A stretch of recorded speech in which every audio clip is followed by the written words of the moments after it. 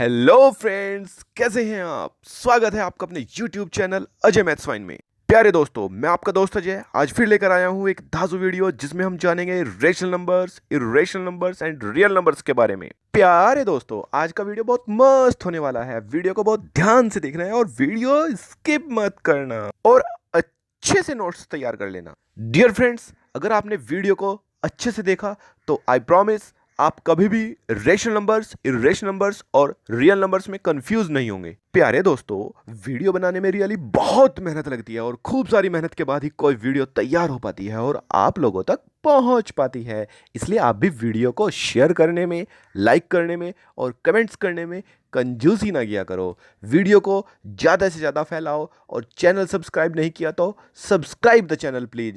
इस वीडियो पर कम से कम 2000 कमेंट्स होने चाहिए और प्लीज़ अगर आप चैनल पर नए हैं तो चैनल सब्सक्राइब कर लेना और घंटी का बटन जरूर दबा देना ताकि नेक्स्ट वीडियो का नोटिफिकेशन आपको मिल जाए। चलिए शुरू करते हैं। तो सबसे पहले शुरू करेंगे रेशनल नंबर से। रेशनल नंबर की डेफिनेशन को ध्यान से देखना और इसको अच्छे से समझना। डियर फ्रेंड्स, शुरू करते हैं रेशनल नंबर से। पहले हम रेशनल नंबर को समझेंगे। अब चलिए रेशनल नंबर की डेफिनेशन को ध्यान से देखिए। A number which can be represented in the form of p upon q where p and q are integers and q is not equal to 0 is called a rational number। एक बार फिर से देखेंगे। a number which can be represented in the form of p upon q where p and q are integers and q is not equal to 0 is called a rational number। यानी हर वो number जिसको हम P upon Q की form में represent कर सकते हैं, हर वो नंबर जिसको हम P अपॉन Q की फॉर्म में रिप्रेजेंट कर सकते हैं और P और Q दोनों होने चाहिए integers and Q is not equal to 0 और Q 0 नहीं होना चाहिए, उसको बोलते हैं हम रेशनल नंबर। यानी हर वो नंबर जिसको हम P अपॉन Q की फॉर्म में रिप्रेजेंट कर सकते हैं जहां P और Q दोनों इंटीजर्स होने चाहिए लेकिन Q 0 नहीं होना चाहिए। Q is not equal to 0 का मीन्स हुआ कि Q 0 नहीं होना चाहिए।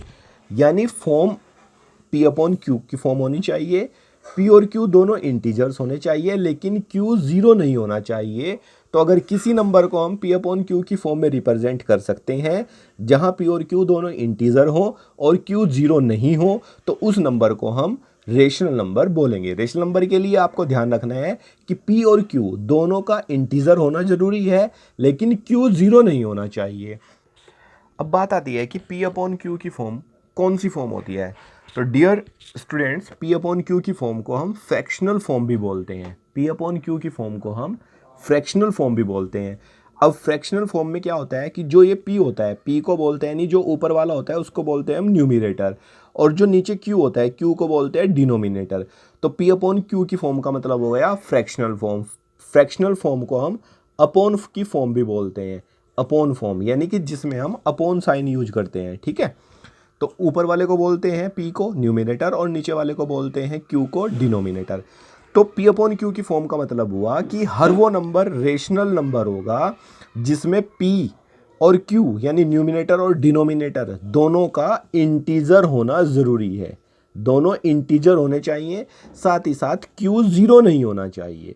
यानी जिस भी नंबर को हम P अपॉन Q की फॉर्म में यानी फ्रैक्शनल फॉर्म में यानी अपॉन की फॉर्म में रिप्रेजेंट कर देंगे उसको हम रेशनल नंबर बोलेंगे। लेकिन ध्यान रखना है कि P यानी न्यूमिनेटर और Q यानी डिनोमिनेटर ये दोनों के दोनों इंटीजर्स होने चाहिए, ठीक है। दोनों इंटीजर होने चाहिए लेकिन Q 0 नहीं होना चाहिए, ठीक है। डियर फ्रेंड्स, फ्रैक्शनल फॉर्म यानी P अपॉन Q की फॉर्म क्या होती है, इसके लिए अब हम कुछ एग्जांपल्स लेंगे ताकि आपको समझ में आ जाए कि फ्रैक्शनल फॉर्म यानी P अपॉन Q की फॉर्म क्या होती है। सबसे पहले मैंने लिखा यहाँ पे 3 अपॉन 7, ठीक है।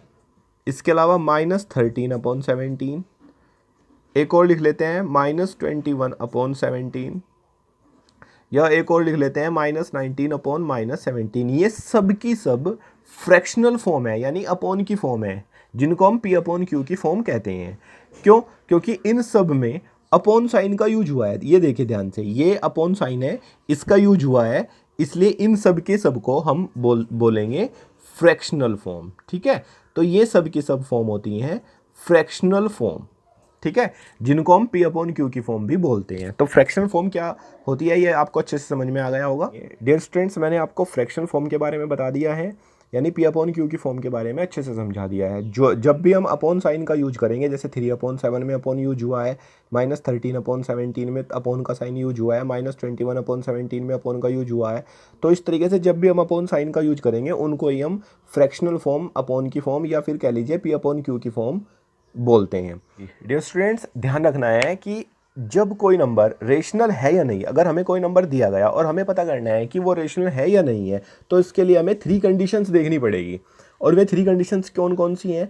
तो सबसे पहली कंडीशन आती है that given number can be represent in the form of P upon Q, यानी जो नंबर हमें दिया गया है उसको हम पी अपॉन क्यू की फॉर्म में रिप्रेजेंट कर सकते हो। क्योंकि ऐसे इनफाइनाइट नंबर्स होते हैं, अनंत नंबर होते हैं, जिनको हम पी अपॉन क्यू की फॉर्म में रिप्रेजेंट नहीं कर सकते। तो इसलिए जो नंबर हमें दिया गया है उसको हम पी अपॉन क्यू की फॉर्म में अगर रिप्रेजेंट कर सकते हैं तो ही वो रेशनल होगा। लेकिन उसमें भी कंडीशन है। उसमें कंडीशन क्या है? एक सेकंड कंडीशन ये है कि पी एंड क्यू, जो पी अपॉन क्यू की फॉर्म में पी भी और क्यू भी, इन दोनों का इंटीजर होना जरूरी है। पी को हम न्यूमिनेटर बोलते हैं, क्यू को हम डिनोमिनेटर बोलते हैं। यानी जब हम किसी नंबर को पी अपॉन क्यू की फॉर्म में रिप्रेजेंट करेंगे तो इन दोनों का इंटीजर होना जरूरी है। ठीक है। और थर्ड कंडीशन क्या है? Q is not equal to 0, कि क्यू 0 नहीं होना चाहिए। तो इस तरीके से हमें ये तीनों कंडीशन ध्यान रखनी है। सबसे पहली कंडीशन क्या है कि उस नंबर को हम पी अपॉन क्यू की फॉर्म में रिप्रेजेंट कर सकते हो, क्योंकि ऐसे बहुत सारे नंबर हैं, इनफाइनाइट नंबर्स हैं, अनंत नंबर हैं, जिनको हम पी अपॉन क्यू की फॉर्म में रिप्रेजेंट नहीं कर सकते। इसलिए कोई नंबर जो हमें दिया गया है वो रेशनल है या नहीं, इसके लिए सबसे पहले हमें देखना पड़ेगा कि क्या उसको हम पी अपॉन क्यू की फॉर्म में रिप्रेजेंट कर सकते हैं। ठीक है। तो उसको हम पी अपॉन क्यू की फॉर्म में अगर रिप्रेजेंट कर सकते हैं तो ही वो रेशनल माना जाएगा। सेकंड कंडीशन का भी हमें ध्यान रखना है। सेकंड कंडीशन ये कहती है कि पी एंड क्यू दोनों का इंटीजर होना जरूरी है, यानी न्यूमिनेटर भी इंटीजर होना चाहिए और डिनोमिनेटर भी इंटीजर होना चाहिए। अब इंटीजर्स क्या होते हैं उसके लिए मैंने आपको नंबर सिस्टम के पार्ट 1 में बताया हुआ है, और उसका लिंक नीचे डिस्क्रिप्शन में है, वहाँ से आप वो वीडियो देख करके इंटीजर्स के बारे में जान सकते हैं। चलिए अब थर्ड कंडीशन की बात करते हैं। यहाँ पे ध्यान रखना है कि जो क्यू की वैल्यू है, यानी जो डिनोमिनेटर है, वो कभी भी 0 नहीं होना चाहिए। तो ये तीनों कंडीशन जो भी नंबर फॉलो करेगा वही नंबर हमारा रेशनल नंबर होगा, उसको ही हम रेशनल नंबर बोलेंगे। ठीक है। अब चलिए कुछ एग्जांपल्स लेते हैं ताकि रेशनल नंबर का कॉन्सेप्ट आपको और अच्छे से समझ में आ जाए। डियर फ्रेंड्स, अब हम चेक करेंगे कि क्या 7/5 एक रेशनल नंबर है। तो हमें चेक करना है कि क्या 7/5 एक रेशनल नंबर है। तो अगर 7/5 इन तीनों कंडीशंस को फॉलो करेगा तो ही हम इसको एक रेशनल नंबर बोलेंगे, वरना हम इसको रेशनल नंबर नहीं बोलेंगे। तो पहली कंडीशन क्या है कि कोई भी नंबर तभी रेशनल होगा जब वो पी अपॉन क्यू की फॉर्म में होगा, यानी फ्रैक्शनल फॉर्म में होगा। तो आप ध्यान से देखिए, ये अपॉन की फॉर्म में है, यानी फ्रैक्शनल फॉर्म में है, तो यानी ये पहली कंडीशन को फॉलो कर रहा है। अब सेकंड कंडीशन क्या होनी चाहिए कि P और Q दोनों इंटीजर होने चाहिए। तो ध्यान से देखें, यहाँ P की प्लेस पर लिखा हुआ है 7 और Q के प्लेस पर लिखा हुआ है 5। इसका मतलब ये हुआ कि P और Q ये दोनों के दोनों इंटीजर्स हैं। क्यों? क्योंकि 7 भी एक इंटीजर होता है और 5 भी एक इंटीजर होता है, यानी ये सेकंड कंडीशन को भी फॉलो कर रहा है।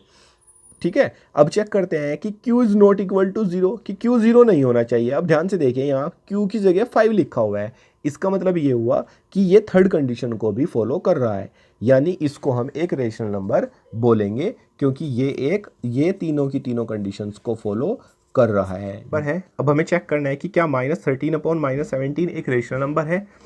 तो देखेंगे कि अगर ये इन तीनों कंडीशन को फॉलो करेगा तो इसको हम एक रेशनल नंबर बोलेंगे, और अगर ये तीनों में से किसी भी एक कंडीशन को फॉलो नहीं करेगा तो तब हम इसको रेशनल नंबर नहीं बोलेंगे। ठीक है। तो अब चेक करिए, पहली कंडीशन है कि इसका फ्रैक्शनल फॉर्म यानी पी अपॉन क्यू की फॉर्म में होना जरूरी है। तो ये पहली कंडीशन को फॉलो कर रहा है, क्योंकि इसमें अपॉन का साइन यूज हुआ है, यानी ये पी अपॉन क्यू की फॉर्म में है। तो यानी ये पहली कंडीशन को फॉलो कर रहा है। अब देखना है कि पी और क्यू दोनों का इंटीजर होना जरूरी है, यानी कि न्यूमिनेटर भी इंटीजर होना जरूरी है और डिनोमिनेटर भी इंटीजर होना जरूरी है। तो यहाँ देखिए, P के प्लेस पर आया हुआ है -13, यानी न्यूमिनेटर यहाँ पर -13 है, और हमें पता है कि -13 एक इंटीजर होता है। इसी तरीके से Q के प्लेस पर आया हुआ है माइनस का 17 और हमें पता है कि -17 भी एक इंटीजर है, यानी यहाँ पर P और Q दोनों इंटीजर हैं। P की वैल्यू -13 है और Q की वैल्यू -17 है और हमें पता है कि -13 और -17 ये दोनों इंटीजर होते हैं, यानी ये नंबर सेकेंड कंडीशन को भी फुलफिल कर रहा है। ठीक है, अब बात करते हैं सी की। Q is not equal to 0, कि Q 0 नहीं होना चाहिए। अब ध्यान से देखिए, Q की जगह पर यहाँ -17 है, यानी Q 0 भी नहीं है, यानी ये थर्ड कंडीशन को भी फॉलो कर रहा है। It means this is a rational number, इसको भी हम एक रेशनल नंबर बोलेंगे। ठीक है दोस्तों, तो ये भी एक रेशनल नंबर होगा। क्यों? क्योंकि ये तीनों कंडीशन को फॉलो कर रहा है और जो इन तीनों कंडीशन को फॉलो करेगा उसी को हम क्या बोलते हैं? Rational number. कंडीशन क्या होनी चाहिए? कि उसका फ्रैक्शन फॉर्म में होना जरूरी है, तो ये एक फ्रैक्शनल फॉर्म में है। सेकंड कंडीशन है कि P और Q इंटीजर होने चाहिए, तो -13 भी इंटीजर होता है, -17 भी इंटीजर होता है। थर्ड कंडीशन है कि Q 0 नहीं होना चाहिए, तो यहाँ पर Q 0 नहीं है क्योंकि Q यहाँ पर -17 है, यानी ये नंबर इन तीनों कंडीशन को फॉलो कर रहा है, इसलिए इसको हम एक रेशनल नंबर बोलेंगे। डियर फ्रेंड्स, मैं यहाँ पर कुछ नंबर्स लिख रहा हूँ और देखते हैं कि वो रेशनल नंबर होंगे या नहीं होंगे। अगर वो इन तीनों कंडीशन को फॉलो करेंगे तो उनको हम रेशनल नंबर बोलेंगे, और अगर वो नंबर्स इन तीनों कंडीशन को फॉलो नहीं करेंगे तो वो रेशनल नंबर नहीं होंगे। अब मैं यहाँ पर लिख रहा हूँ 14/17 -17/13 17/-19 -16/-19। तो ये सब नंबर को ध्यान से देखिए, यहाँ पर ध्यान से देखिए कि ये सब की सब P/Q की फॉर्म में है, क्योंकि इन सब में अपॉन साइन यूज हुआ है। ठीक है, इन सब में कौन सा साइन यूज हुआ है? अपॉन का साइन यूज हुआ है, यानी 14/17 भी P/Q की फॉर्म में है। माइनस का 17/13 ये भी P/Q की फॉर्म में है। 17/-19 ये भी P/Q की फॉर्म में है, क्योंकि इसमें भी अपॉन का साइन यूज हुआ है।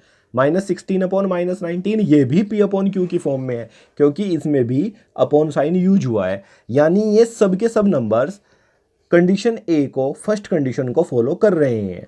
ठीक है, अब बात करते हैं सेकंड कंडीशन की। सेकंड कंडीशन में P और Q इन दोनों का इंटीजर होना जरूरी है, यानी न्यूमिनेटर भी आपका इंटीजर होना चाहिए और डिनोमिनेटर भी इंटीजर होना चाहिए। अब चेक करते हैं, यहाँ पर P की वैल्यू 14 है, इसमें P की वैल्यू -17 है, इसमें P की वैल्यू 17 है, इसमें P की वैल्यू -16 है। यानी इन सब नंबर में, जो आपको यहाँ पर नंबर दिख रहे हैं, इन सब के सब नंबर में P की वैल्यू एक इंटीजर है, क्योंकि 14 -17 17 और 16 ये सब के सब इंटीजर्स होते हैं। ठीक है, तो यानी कि ये सब के सब इसी तरीके से 17 13 -19 और माइनस, ये भी सब के सब इंटीजर्स होते हैं। यानी यहाँ पे P और Q ये दोनों के दोनों इंटीजर हैं, ये दोनों इंटीजर हैं। इसी तरीके से इसमें ये दोनों इंटीजर हैं, इसमें ये दोनों के दोनों इंटीजर हैं, यानी कि ये सेकंड कंडीशन को भी फॉलो कर रहे हैं। अब देखते हैं क्या ये सब के सब नंबर थर्ड कंडीशन को फॉलो कर रहे हैं। थर्ड कंडीशन है Q is not equal to 0, कि Q 0 नहीं होना चाहिए। तो इन नंबर्स में से किसी में भी Q 0 नहीं है। इसमें Q की वैल्यू 17 है, इसमें 13 है, इसमें 19 है, -19 है, और इसमें भी -19 है, यानी किसी में भी Q की वैल्यू 0 नहीं है। इसका मतलब ये सब नंबर्स तीनों कंडीशन को फॉलो कर रहे हैं, यानी ये अपॉन की फॉर्म में है। P और Q दोनों के दोनों इंटीजर भी हैं और Q 0 भी नहीं है। इट मीन्स इन सब को हम क्या बोलेंगे? इन सब को हम बोलेंगे रेशनल नंबर्स, क्योंकि ये इन तीनों कंडीशंस को फॉलो कर रहे हैं। ठीक है दोस्तों, डियर फ्रेंड्स, अब हम स्टडी करेंगे टाइप्स ऑफ रेशनल नंबर के बारे में। ध्यान से समझना है, टाइप्स ऑफ रेशनल नंबर का मतलब है कि कितने तरीके के रेशनल नंबर होते हैं, यानी वे कौन से नंबर होते हैं जिनको हम रेशनल नंबर कह सकते हैं। रेशनल नंबर को कैसे रिप्रेजेंट कर सकते हैं वो मैंने आपको बता दिया है, लेकिन अब हम पता करेंगे कि कितने तरीके के नंबर्स को हम रेशनल नंबर्स कहते हैं। तो सबसे पहले होता है, सबसे पहला पॉइंट देखिए, all integers are rational number, यानी जितने भी इंटीजर्स होते हैं, all integers are rational numbers, यानी जितने भी इंटीजर्स होता है, ऑल मैंने सब इंटीजर्स, सभी इंटीजर्स क्या होते हैं? रेशनल नंबर, यानी जितने भी इंटीजर्स होते हैं उन सबको हम रेशनल नंबर कह सकते हैं। अब इंटीजर्स कौन कौन से होते हैं? इंटीजर्स में आता है 0 1 2 3, 4 एंडलेस, यानी ये कभी ख़त्म नहीं होते। और इंटीजर्स में और क्या आता है, -1, -2, -3, -4, और ये भी एंडलेस होते हैं। -1, -2, -3 यानी यहाँ से यहाँ तक इनको बोलते हैं हम निगेटिव इंटीजर्स, ठीक है, इनको बोलते हैं हम निगेटिव इंटीजर्स। और यहाँ से यहाँ तक 1, 2, 3, 4, 5 इन सबको बोलते हैं हम पॉजिटिव इंटीजर्स। इंटीजर्स के बारे में मैंने फुल्ली डिटेल में आपको चैप्टर नंबर सिस्टम के पार्ट 1 में बताया गया है, आप वहाँ से जाकर भी इसको अच्छे से सीख सकते हैं, लिंक नीचे डिस्क्रिप्शन में है। यानी 1, 2, 3, 4 इनको पॉजिटिव इंटीजर बोलते हैं, -1, -2, -3 इनको निगेटिव इंटीजर्स बोलते हैं, और ये होता है हमारा 0, ठीक है, ये होता है 0 जिसको हम मिड वैल्यू भी बोलते हैं, ये मिड वैल्यू। यानी इन सबको मिलके बनता है इंटीजर्स, और ये सब के सब भी रेशनल नंबर होते हैं। अब देखते हैं इन सबको हम रेशनल नंबर कैसे कह सकते हैं, जबकि ये फ्रैक्शनल फॉर्म में यानी P/Q की फॉर्म में तो है नहीं। अब बात करते हैं हम 1 की। 1 एक रेशनल नंबर है या नहीं।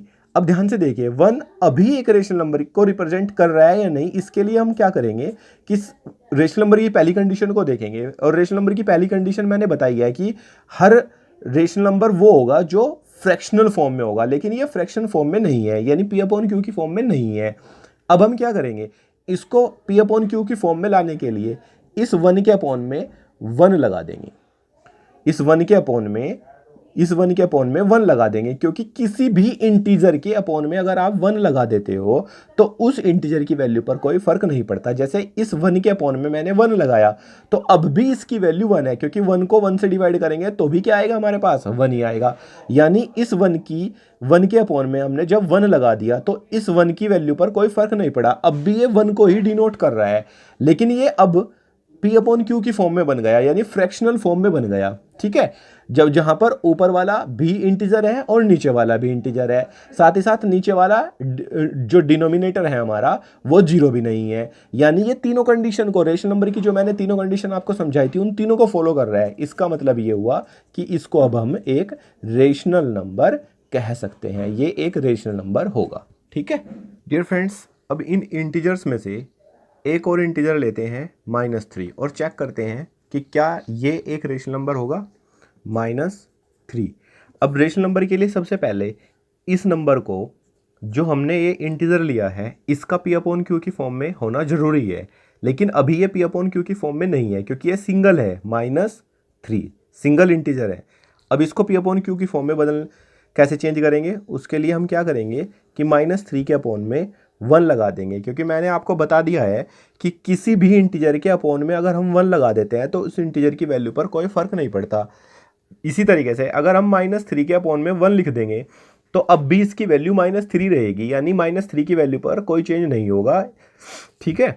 तो इसका मतलब ये है कि -3 के अपॉन में 1 लगाने पर इसकी वैल्यू चेंज नहीं होगी, ये अब भी -3 ही रहेगी, क्योंकि किसी भी इंटीजर की वैल्यू के अपॉन में 1 रखने पर, किसी भी इंटीजर के अपॉन में 1 लिखने पर उसकी वैल्यू पर कोई फर्क नहीं पड़ता। लेकिन इससे हमें फ़ायदा क्या होता है, इससे फ़ायदा ये होता है कि अब ये P/Q की फॉर्म में आ गया, जहाँ P की वैल्यू -3 है और Q की वैल्यू 1 है। अब ध्यान से देखिए, यहाँ पर -3 एक इंटीजर है और 1 भी एक इंटीजर होता है, और नीचे वाला 0 भी नहीं है, यानी ये फ्रैक्शनल फॉर्म में है, दोनों इंटीजर है और नीचे वाला 0 भी नहीं है, यानी ये रेशनल नंबर होने की तीनों कंडीशन को फॉलो कर रहा है। इट मीन्स -3 को भी हम एक रेशनल नंबर बोलेंगे। हुआ अब इन एग्जाम्पल से हमें ये पता चला, इन दोनों एग्जाम्पल से हमें ये पता चला कि ये जितने भी इंटीजर्स होते हैं इन सब के अपॉन में 1 लगाने के बाद में इनकी वैल्यू पर कोई फर्क नहीं पड़ेगा। डियर फ्रेंड्स, ध्यान रखना है, ये जितने भी रेशनल नंबर हैं इनके अपॉन में 1 लगाने पर ये सब के सब कन्वर्ट हो जाएंगे P/Q की फॉर्म में, साथ ही साथ ये एक रेशनल नंबर को डिनोट करेंगे। इट मीन्स ये जितने भी इंटीजर हैं इन सब को हम रेशनल नंबर कहेंगे। जैसे कि -2 है, -2 को अगर हम -2/1 लिखेंगे तो अब भी इसकी वैल्यू पर कोई फर्क नहीं पड़ेगा, क्योंकि मैंने आपको बता दिया है, ये आपको अच्छे से ध्यान रख लेना है कि किसी भी इंटीजर के अपॉन में 1 लगाने पर उस इंटीजर की वैल्यू पर कोई फर्क नहीं पड़ता। जैसे यहाँ -2 है, -2 के अपॉन में मैंने 1 लगाया, अब अपॉन में 1 लगाने से -2 की वैल्यू पर कोई फर्क नहीं पड़ेगा, क्योंकि अब भी ये -2 ही रहेगा, ठीक है। लेकिन अब क्या होगा, ये -2 भी P/Q की फॉर्म में बदल जाएगा, जहां P की वैल्यू -2 होगी और Q की वैल्यू यहाँ पर 1 होगी, और Q 0 भी नहीं है। इट मीन्स इसका मतलब ये हुआ कि -2 यहाँ पर p अपॉन क्यू की फॉर्म में बदल गया, और p अपॉन क्यू की फॉर्म में ये दोनों के दोनों p और q ये दोनों इंटीजर है, और नीचे वाला यानी q 0 भी नहीं है, यानी ये रेशनल नंबर की तीनों कंडीशन को फुलफिल कर रहा है। इट मीन्स ये भी एक रेशनल नंबर होगा। यानी तो इन बेसिस पर हम कह सकते हैं कि ये जितने भी इंटीजर्स आपके पास है 1 2 3 4 या -1 -2 -3 -4, इन सब के अपॉन में 1 लगाने के बाद में इन सब को हम एक रेशनल नंबर बना सकते हैं। यानी जितने भी इंटीजर्स होते हैं वो सब के सब रेशनल नंबर होते हैं। कि all integers are rational number, यानी सब इंटीजर्स चाहे वो 1 हो 2 हो 3 हो 4 हो या -1 -2 -3 -4 या 0 हो, उन सब को हम रेशनल नंबर बोलेंगे। सभी इंटीजर्स रेशनल नंबर होता है, ये आपको ध्यान रखना है। डियर फ्रेंड्स, अब एक क्वेश्चन लेते हैं और रेशनल नंबर के कॉन्सेप्ट को और अच्छे से समझते हैं। तो क्वेश्चन को ध्यान से देखिए। क्वेश्चन है, is 0 a rational number? Is 0 a rational number? ठीक है, यानी क्या 0 एक रेशनल नंबर है? एक्सप्लेन वाई और वाई नॉट। अब इसका आंसर देखिए। ठीक है, यानी क्या 0 एक रेशनल नंबर है? एक्सप्लेन कीजिए वाई और वाई नॉट, है या नहीं, ये एक्सप्लेन कीजिए। अगर है तो क्यों है, और अगर नहीं है तो क्यों नहीं है। तो इसका आंसर हो जाएगा yes. 0 is a rational number. तो इसका आंसर हो जाएगा yes, 0 is a rational number. 0 एक रेशनल नंबर है, लेकिन हमें एक्सप्लेन भी करना है कि अगर है तो क्यों है। अब इसका हम कारण बताएंगे, रीज़न बताएंगे कि 0 एक रेशनल नंबर क्यों है। तो इसका आंसर है because it can B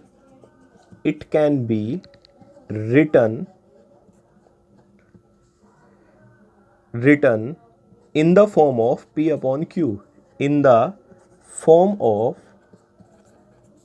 p upon q, where p and q are integers, and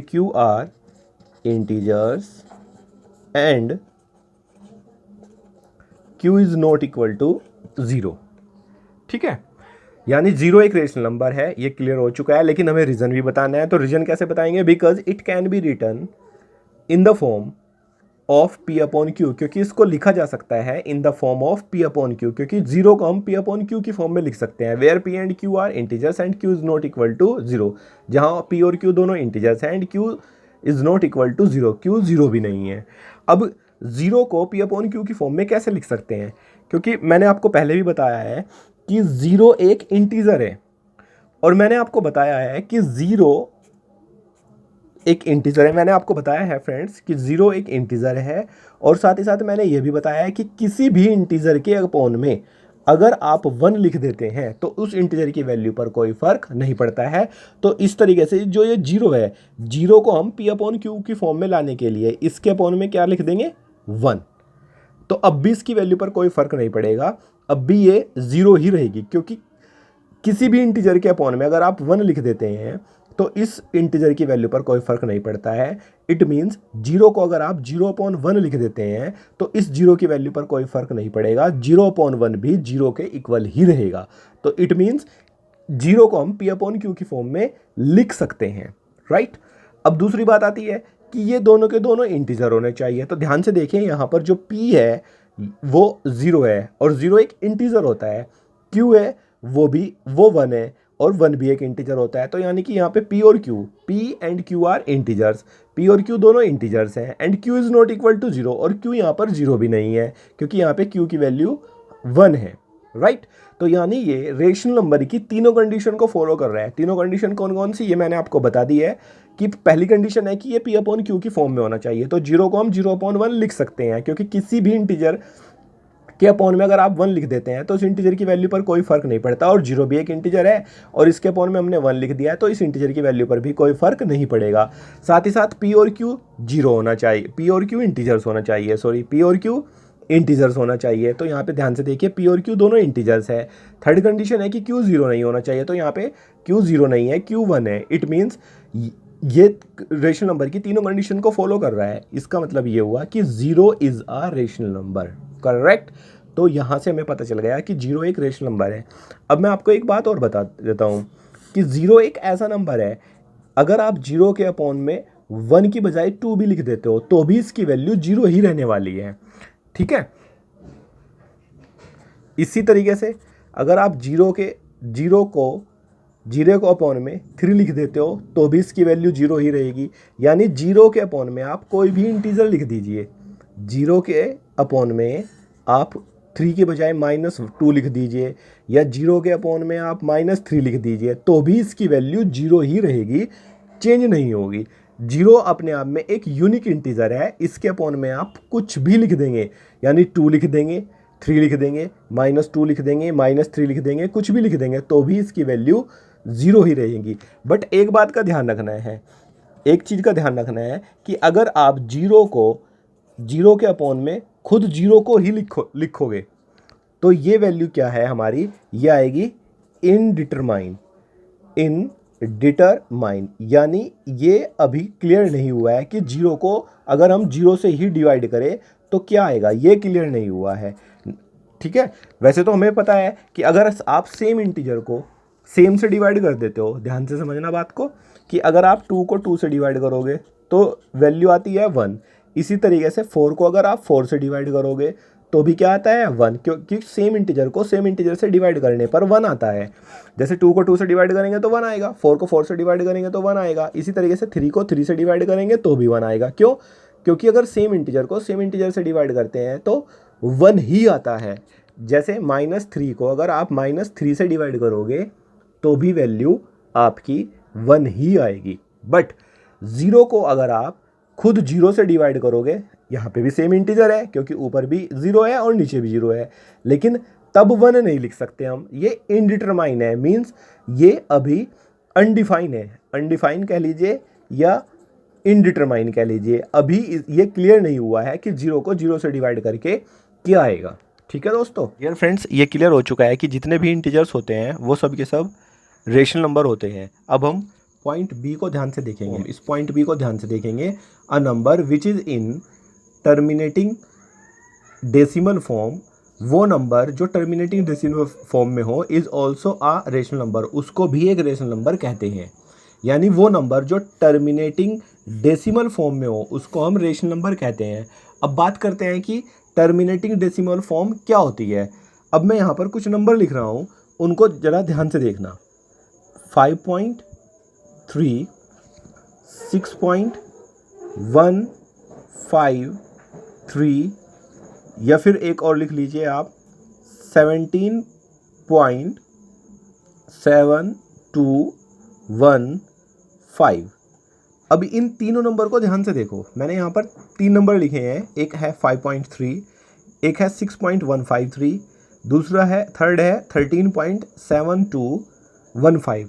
अब ये तीनों के तीनों नंबर टर्मिनेटिंग डेसिमल फॉर्म में लिखे हुए हैं और इसीलिए इनको हम रेशनल नंबर बोलेंगे। लेकिन टर्मिनेटिंग डेसिमल फॉर्म कौन सी फॉर्म होती है? टर्मिनेटिंग डेसिमल फॉर्म का मतलब है कि ऐसे नंबर जिनमें पॉइंट के बाद जितने भी नंबर लिखे हैं उनको हम आसानी से काउंट कर सके। जैसे यहाँ पर डेसिमल के बाद सिर्फ एक ही नंबर लिखा हुआ है 3, यहाँ पर डेसिमल के बाद में 3 नंबर लिखे हुए हैं, 3 नंबर्स लिखे हुए हैं, 1, 5 और 3।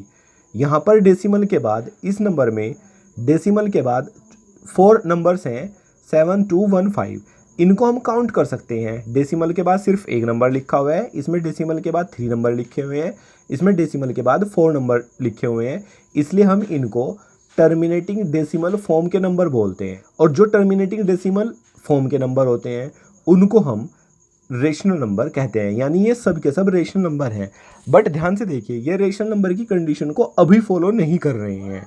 सबसे पहले वाली कंडीशन हमारे पास रेशनल नंबर की होती है कि वो P/Q की फॉर्म में होना चाहिए, लेकिन ये अभी अपॉन की फॉर्म में नहीं है। लेकिन इनको हम P/Q की फॉर्म में लिख सकते हैं। कैसे? ध्यान से देखिए।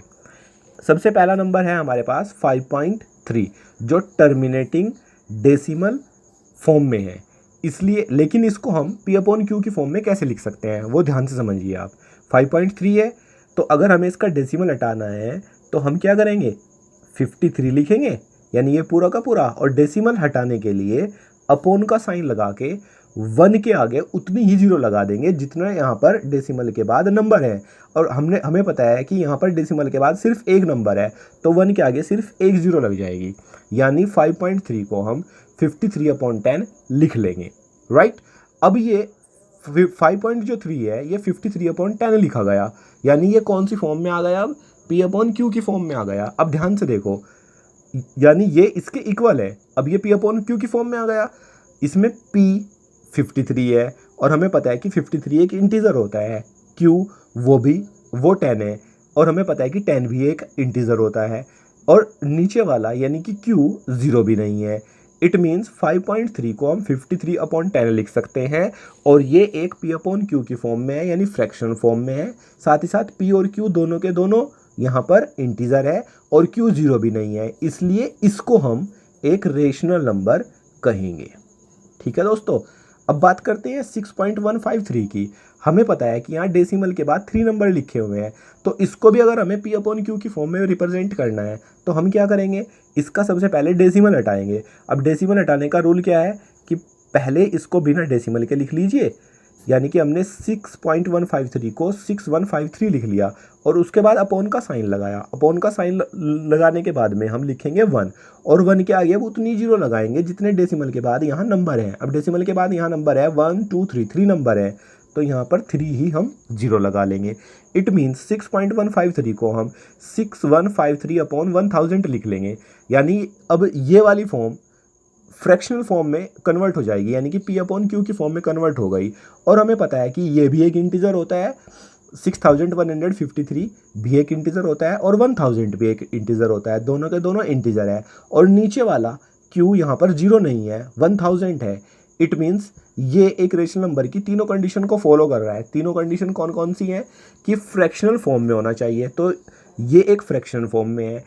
साथ ही साथ ऊपर और नीचे यानी P और Q दोनों का इंटीजर होना जरूरी है, तो ध्यान से देखिए यहाँ पर ये दोनों के दोनों इंटीजर हैं। साथ ही साथ नीचे वाला जीरो नहीं होना चाहिए, तो ध्यान से देखिए यहाँ पे जीरो नहीं है, नीचे वाला 1000 है। इट मीन्स ये रेशनल नंबर की तीनों कंडीशन को फुलफिल कर रहा है। इट मीन्स इसको भी हम एक रेशनल नंबर बोलेंगे।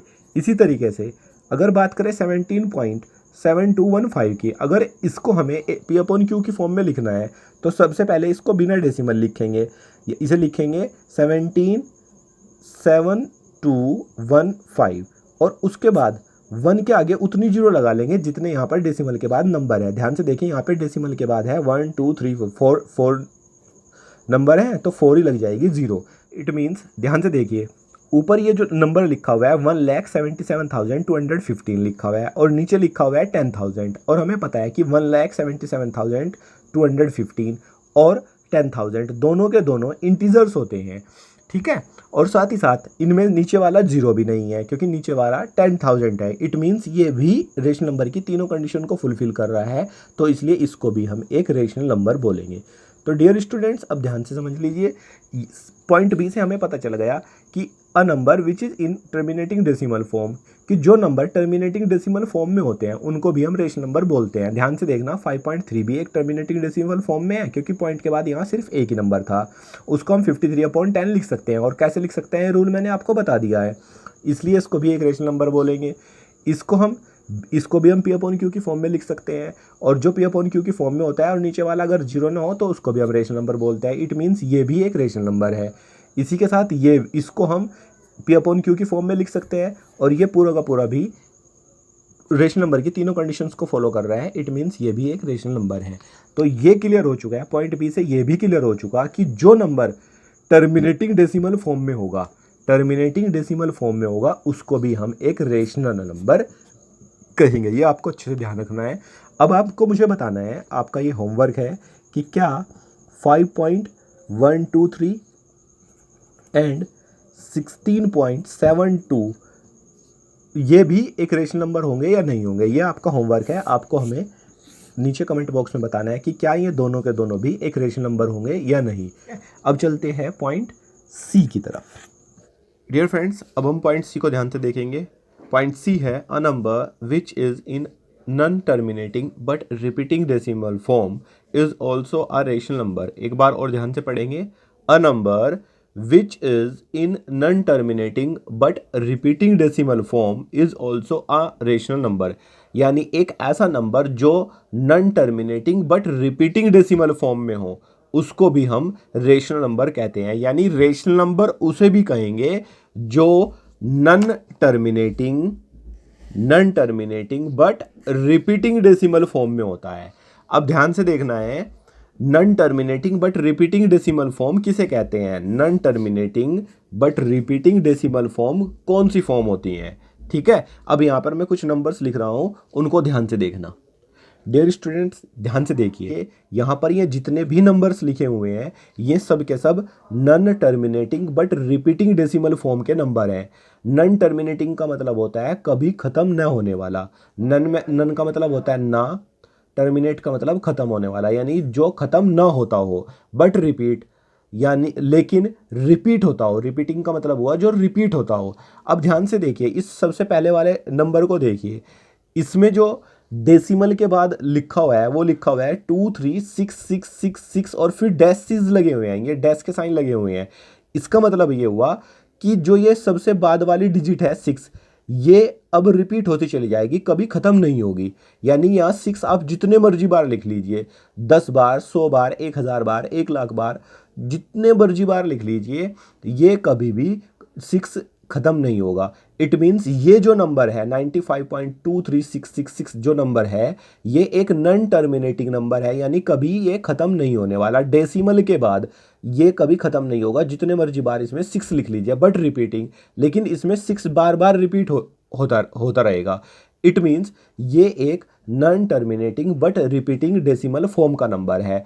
और जो non terminating but repeating decimal form के नंबर होते हैं उनको हम रेशनल नंबर कहते हैं। इसका मतलब ये हुआ कि इस नंबर को भी हम रेशनल नंबर कहेंगे। और अगर हम इसको शॉर्ट में लिखना चाहें तो हम शॉर्ट में इसको ऐसे लिख सकते हैं, ध्यान से समझना, शॉर्ट में इसको लिख सकते हैं 95.236 और 6 के ऊपर एक हल्का सा साइन लगा देंगे इस तरीके से। इसको बोलते हैं, इस साइन को बोलते हैं बार।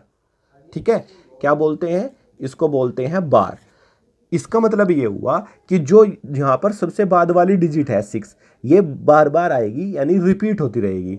ठीक है, अगर इसको हम एक्सपेंड करें यानी कि लॉन्ग फॉर्म में लिखना चाहे तो ऐसे लिखेंगे 95.23666, यानी जिसके ऊपर बार है उसको बार बार लिखते चले जाओ और बाद में ये डैशेस के साइन लगा दो। लेकिन अगर कोई नंबर इस तरीके से लिखा हो तो उसको शॉर्ट में लिखने का तरीका क्या है कि जो डिजिट सबसे बाद में रिपीट हो रही है उस डिजिट के ऊपर एक बार का साइन लगा दीजिए, तो ये शॉर्ट में लिखा जाएगा। यानी इस नंबर की शॉर्ट फॉर्म ये है। ठीक है, यानी ये नंबर रेशनल नंबर है। क्यों? क्योंकि ये non terminating but repeating decimal form का नंबर है और इसको शॉर्ट में ऐसे लिख सकते हैं। यानी अगर आपको कोई नंबर इस तरीके से लिखा हुआ मिल जाए या फिर अगर आपको कोई इस तरीके से नंबर लिखा हुआ मिल जाए जिसके ऊपर ये बार का साइन हो, तो वो भी non terminating but repeating decimal form का नंबर होता है। और जो non terminating but repeating decimal form के नंबर होते हैं उनको हम रेशनल नंबर कहते हैं। ठीक है, अब ध्यान से देखिए दूसरे नंबर के ऊपर। इसमें सबसे बाद का जो डिजिट है, सबसे बाद की जो डिजिट है यहाँ पर 3333 है। और इन डैशेस का मतलब हुआ कि ये जो सबसे बाद वाली डिजिट है डेसिमल के बाद, जो ये सबसे बाद वाली डिजिट है ये रिपीट हो रही है, तो शॉर्ट में इसको भी हम लिख लेंगे 172.143 और 3 के ऊपर लगा देंगे बार, क्योंकि 3 ही जो ऐसी डिजिट है यहाँ पर जो रिपीट हो रही है। और ये भी कैसा नंबर है? एक non terminating but repeating decimal form का नंबर है। और जो non terminating but repeating decimal form के नंबर होते हैं उनको हम रेशनल नंबर कहते हैं। इट मीन्स ये भी एक रेशनल नंबर है। अब बात करते हैं इस थर्ड नंबर की। थर्ड नंबर को गौर से देखो, इसमें पॉइंट के बाद यानी इस डेसिमल के बाद में 1 है, 1 के बाद फिर 2 डिजिट जो है वो रिपीट हो रही है और साथ ही साथ ये नॉन टर्मिनेटिंग डिजिट है। नॉन टर्मिनेटिंग का मतलब हुआ कि 2 टर्मिनेट भी नहीं हो रहा है। इसका मतलब ये पूरा नंबर जो है, पूरा का पूरे नंबर को हम non terminating but repeating decimal form का नंबर बोलेंगे। और मैं आपको ये अच्छे से बता चुका हूँ कि जो non terminating but repeating decimal form का नंबर होता है उसको हम रेशनल नंबर कहते हैं। इट मीन्स ये भी एक रेशनल नंबर है। और उसको शॉर्ट में अगर हम लिखना चाहे तो ऐसे लिखेंगे 5.1 2 और 2 के ऊपर लगा देंगे बार, क्योंकि 2 ही एक ऐसा नंबर है जो यहाँ पर रिपीट हो रहा है लेकिन टर्मिनेट नहीं हो रहा है।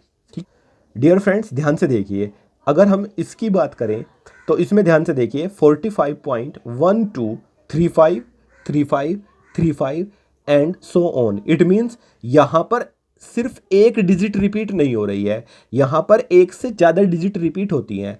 तो ऐसे इनफाइनाइट यानी दुनिया भर के नंबर होते हैं जो non terminating but repeating decimal form के नंबर होते हैं और जिनमें एक से ज़्यादा डिजिट भी रिपीट हो सकती हैं। कुछ नंबर ऐसे होते हैं जिनमें 2 डिजिट रिपीट होती है, कुछ नंबर ऐसे भी होते हैं जिनमें 3 डिजिट रिपीट होती है, कुछ नंबर ऐसे होते हैं जिनमें 4 5 6 7 यानी या उससे भी ज़्यादा डिजिट्स रिपीट हो सकती है। जैसे इन तीनों नंबर में सिर्फ एक ही डिजिट रिपीट हुई है, जैसे इसमें 6 डिजिट रिपीट हुई है तो 6 के ऊपर बार लग गया, इसमें 3 डिजिट रिपीट हुई है तो 3 के ऊपर बार लग गया, इसमें 2 डिजिट रिपीट हुई है तो 2 के ऊपर बार लग गया। लेकिन इसमें सिर्फ सिंगल डिजिट डेसिमल के बाद सिर्फ सिंगल डिजिट रिपीट नहीं हुई है।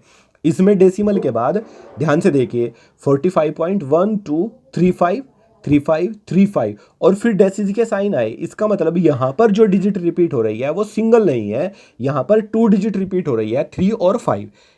तो इसलिए ये भी एक non terminating but repeating decimal form का नंबर है, लेकिन इसमें 2 डिजिट रिपीट हो रही है। तो इसको शॉर्ट में लिखने का तरीका है 45.1235 और यहाँ पर 2 डिजिट 35 रिपीट हो रही है तो इसलिए इन दोनों के ऊपर बार आ जाएगा। लेकिन कहेंगे इसको भी रेशनल नंबर ही, क्यों? क्योंकि ये भी एक non terminating but repeating decimal form का नंबर है, क्योंकि इसमें भी सबसे बाद वाली डिजिट नॉन टर्मिनेटिंग है। नॉन टर्मिनेटिंग का मतलब कभी खत्म नहीं होने वाली, बट रिपीटिंग लेकिन रिपीट हो रही है। तो शॉर्ट में इसको 45.1235 लिख देंगे और 35 इन दोनों डिजिट के ऊपर बार लगा देंगे, क्योंकि यहाँ पर रिपीट होने वाली डिजिट सिंगल नहीं है 2 है, इसलिए इन दोनों के ऊपर बार आएगा। अब इसी तरीके से आप सबसे लास्ट वाले नंबर को ध्यान से देखो, यहाँ पर 6 के बाद पॉइंट है, फिर 14532 532 532 एंड सो ऑन, यानी डेसिस का साइन का मतलब हुआ कि अब इसी तरीके से ये नंबर लिखा जाएगा। यानी कि यहाँ पर डेसिमल के बाद रिपीट होने वाली डिजिट सिर्फ एक नहीं है, 2 भी नहीं है, यहाँ पर 2 से ज़्यादा यानी 3 डिजिट रिपीट हो रही हैं और वे डिजिट है 532 532 532। तो इट मीन्स अब की बार जब हम इसको शॉर्ट में लिखेंगे तो इसको शॉर्ट में लिखने का तरीका हो जाएगा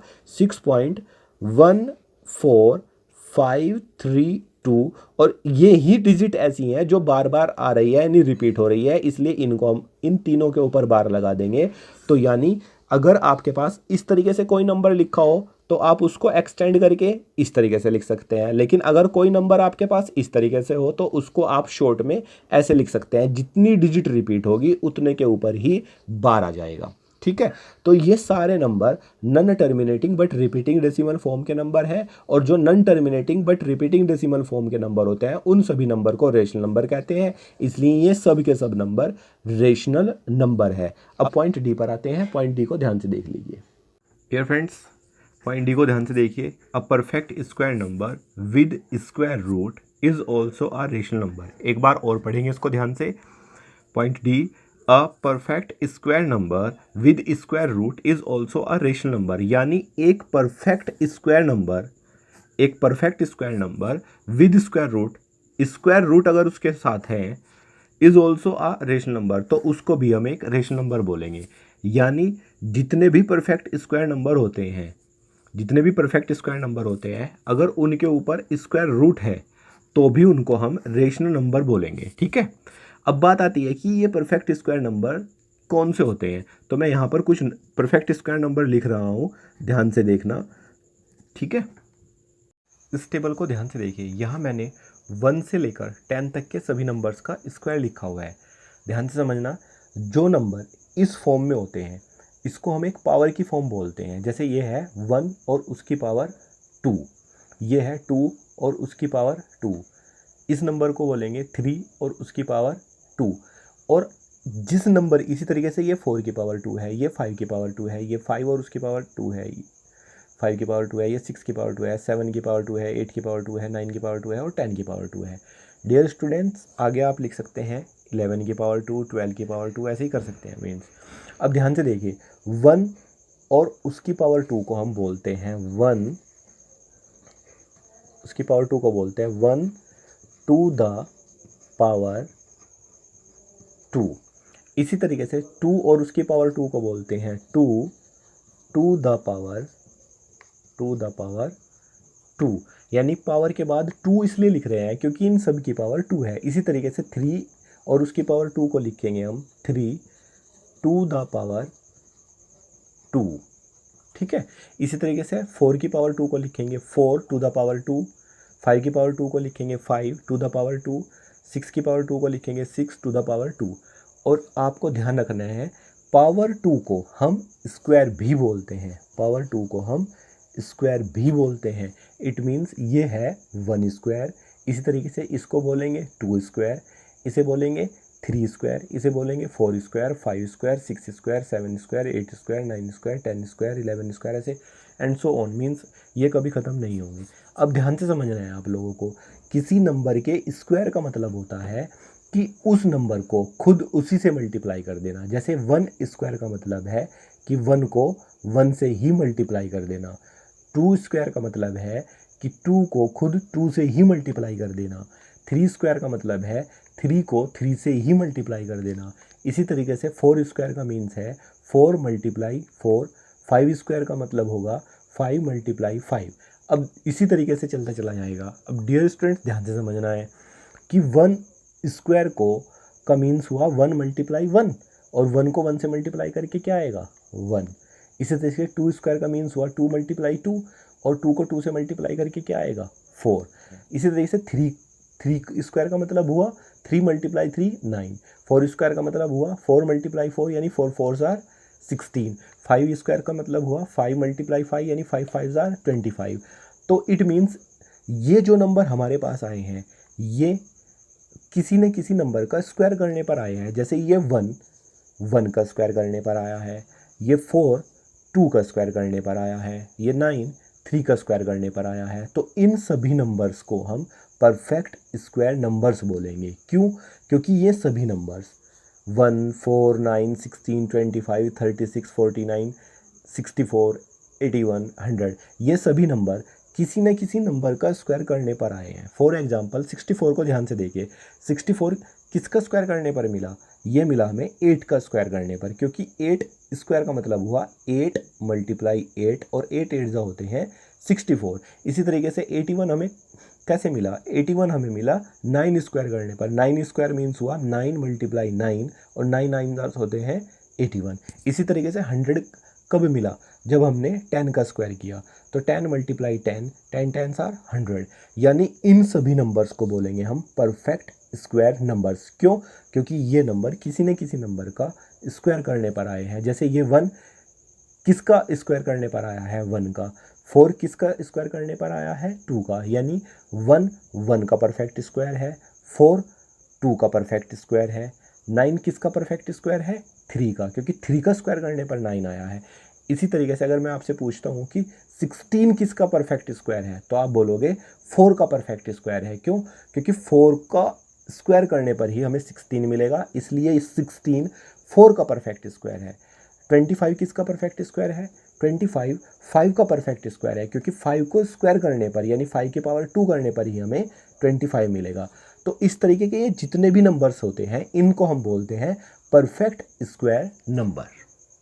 से देखिए, जितने भी परफेक्ट स्क्वायर नंबर होते हैं और अगर उनके साथ स्क्वायर रूट भी हो तो उनको हमें एक रेशनल नंबर मानते हैं, ठीक है। जबकि जो परफेक्ट स्क्वायर नंबर नहीं होते और अगर वे स्क्वायर रूट में हो तो उनको हम रेशनल नंबर नहीं मानते। अब इसका रीज़न क्या है? देखो, 1 एक परफेक्ट स्क्वायर नंबर है। इसी तरीके से 1 के बाद आता है 4, 4 एक परफेक्ट स्क्वायर नंबर है। 4 के बाद कौन सा नंबर परफेक्ट स्क्वायर होता है? 9।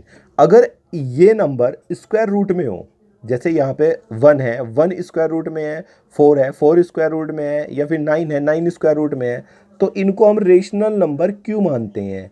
ठीक है, ये अब हम सीखेंगे। इसमें इनको हम रेशनल नंबर क्यों मानते हैं, जबकि जो नंबर परफेक्ट स्क्वायर नहीं होते, जैसे कि 1 और 4 के बीच में जितने भी नंबर आएंगे वो परफेक्ट स्क्वायर नंबर नहीं होंगे। और 1 और 4 के बीच में कौन होगा, एक तो 2 होगा, एक 3 होगा।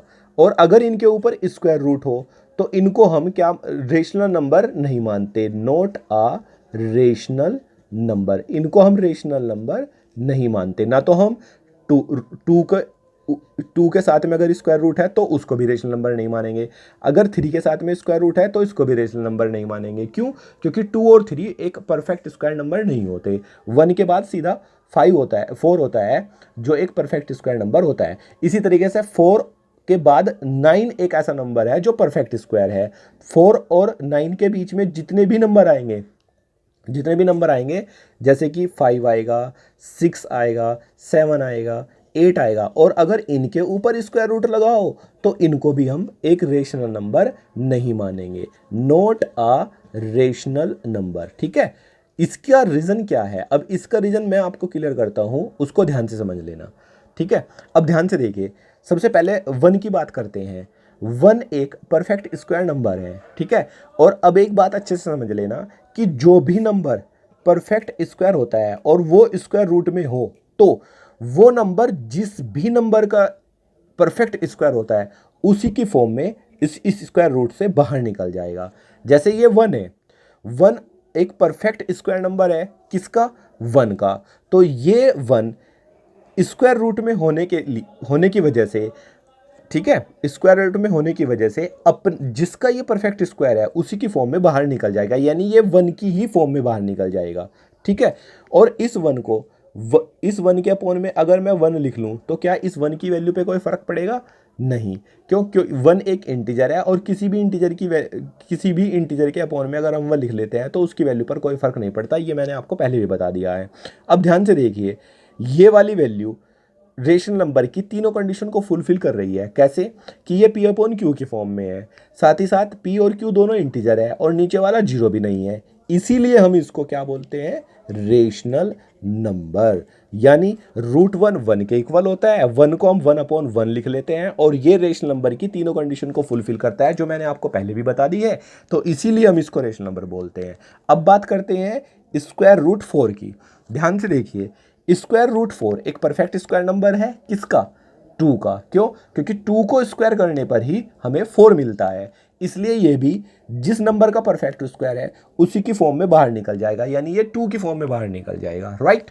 और इस 2 को अगर मैं अपॉन में 1 लिख लेता हूँ तो इस 2 की वैल्यू पर कोई फर्क नहीं पड़ता, क्योंकि मैंने आपको ये पहले भी बता दिया है कि कोई भी इंटीजर के अपॉन में अगर आप 1 लगा देते हो तो उस इंटीजर की वैल्यू पर कोई फर्क नहीं पड़ता। इट मीन्स स्क्वायर रूट 4 को हम 2 लिखेंगे, ठीक है, और 2 को हम 2/1 लिख सकते हैं। अब ध्यान से देखिए, ये वाली कंडीशन हो गई P/Q की फॉर्म की कंडीशन, जहां P और Q दोनों इंटीजर है और Q 0 भी नहीं है। इट मीन्स ये रेशनल नंबर की तीनों कंडीशन को फुलफिल कर रहा है। इट मीन्स इसको भी हम एक रेशनल नंबर इसीलिए कहते हैं, ठीक है ना, रेशनल नंबर। इसी तरीके से अगर मैं बात करूं 9 की, 9 किसका परफेक्ट स्क्वायर है, 9 3 का परफेक्ट स्क्वायर है, क्योंकि 3 का स्क्वायर करने पर ही हमें 9 मिलता है, राइट। इट मीन्स ये भी क्या है, इस स्क्वायर रूट से 3 की फॉर्म में बाहर निकल जाएगा, राइट। और जो नंबर, और अब इस इंटीजर को ध्यान से देखिए, इस इंटीजर के अपॉन में अगर मैं 1 लिख देता हूं तो इस इंटीजर की वैल्यू पर कोई फर्क नहीं पड़ेगा, ये अब भी 3 ही रहेगा। लेकिन अब ये बन गई P/Q की फॉर्म, ठीक है ना। P की वैल्यू यहाँ पे 3 है और Q की वैल्यू यहाँ पे 1 है। P/Q की फॉर्म बन गई जहाँ P और Q दोनों इंटीजर है, क्योंकि आपको पता है कि 3 और 1 दोनों इंटीजर होते हैं, और Q 0 भी नहीं है क्योंकि यहाँ पे Q की वैल्यू 1 है। इट मीन्स ये नंबर रेशनल नंबर की तीनों कंडीशन को फुलफिल कर रहा है, जो मैंने आपको बता दी है। इसीलिए इसको भी हम एक रेशनल नंबर कहेंगे। अब बात आती है कि इनको रेशनल नंबर क्यों नहीं कहते, जो नंबर परफेक्ट स्क्वायर नहीं होते उनको हम रेशनल नंबर क्यों नहीं कहते। सबसे पहले √2 को ही ले लीजिए, देखिए ध्यान से, √2 किसी का परफेक्ट स्क्वायर नहीं होता, किसी भी इंटीजर का परफेक्ट स्क्वायर नहीं होता, इसलिए ये स्क्वायर रूट से बाहर नहीं निकलेगा। और जो नंबर स्क्वायर रूट से बाहर नहीं निकलता ठीक है, जो नंबर स्क्वायर रूट से बाहर नहीं निकलता उसको हम रेशनल नंबर नहीं कह सकते, तो इसीलिए इसको हम नोट अ रेशनल नंबर, ये एक रेशनल नंबर नहीं है। इसी तरीके से आप चाहे √3 ले लीजिए, √5 ले लीजिए, √6 ले लीजिए, या √7 ले लीजिए, या √8 लीजिए, ये सब के सब नंबर्स स्क्वायर रूट से बाहर नहीं आ सकते, क्योंकि ये किसी का भी परफेक्ट स्क्वायर नहीं होते। इसीलिए जो नंबर स्क्वायर रूट से बाहर नहीं निकल सकता उसको हम रेशनल नंबर नहीं कहते, इसीलिए ये सब के सब रेशनल नंबर नहीं है। These are not the rational numbers. Clear students? अब हम पॉइंट ई को ध्यान से देखेंगे। पॉइंट ई है हमारा a perfect cube number, a perfect cube number. Dear friends, point E को ध्यान से देखिए। पॉइंट ई कहता है a perfect cube number with cube root is also a rational number, यानी जो परफेक्ट क्यूब नंबर होते हैं अगर वे क्यूब रूट के साथ हैं तो भी उनको हम रेशनल नंबर कहेंगे। अब क्यूब रूट किसे कहते हैं ध्यान से समझ लेना। आपने स्क्वायर रूट का साइन तो देखा है, ये स्क्वायर रूट का साइन होता है, लेकिन अगर इसमें यहाँ पर 3 लिखा हुआ हो तो अब ये क्यूब रूट का साइन बन जाता है। तो ध्यान रखना है, पॉइंट ई हमें ये समझाता है कि जो नंबर परफेक्ट क्यूब होते हैं, a perfect cube number with cube root, और अगर वे क्यूब रूट के साथ हैं, is also a rational number, तो भी हम उनको रेशनल नंबर कहेंगे। परफेक्ट क्यूब नंबर अगर क्यूब रूट के साथ हैं तो भी हम उनको रेशनल नंबर कहेंगे। अब इसको हम कुछ नंबर्स लेके एक्सप्लेन करेंगे। मैं यहाँ पर कुछ परफेक्ट क्यूब नंबर्स लिख रहा हूँ, उनको ध्यान से देखना है। डियर फ्रेंड्स, यहाँ ध्यान रखना है, इस टेबल को ध्यान से देखिए। यहाँ पर 1, 8, 27, 64, 125, ये सब के सब नंबर एक परफेक्ट क्यूब नंबर्स हैं। क्यों? ध्यान से समझिए। यहाँ सबसे पहले मैंने लिखा हुआ है 1 और उसकी पावर 3, जिसको हम 1 टू द पावर 3 लिखते हैं, टू द पावर 3 बोलते हैं। इसी तरीके से ये लिखा हुआ है 2 और उसकी पावर 3, जिसको हम बोलेंगे 2 टू द पावर 3। इसी तरीके से 3 और उसकी पावर 3 लिखा हुआ है मैंने, तो इसे बोलेंगे 3 टू द पावर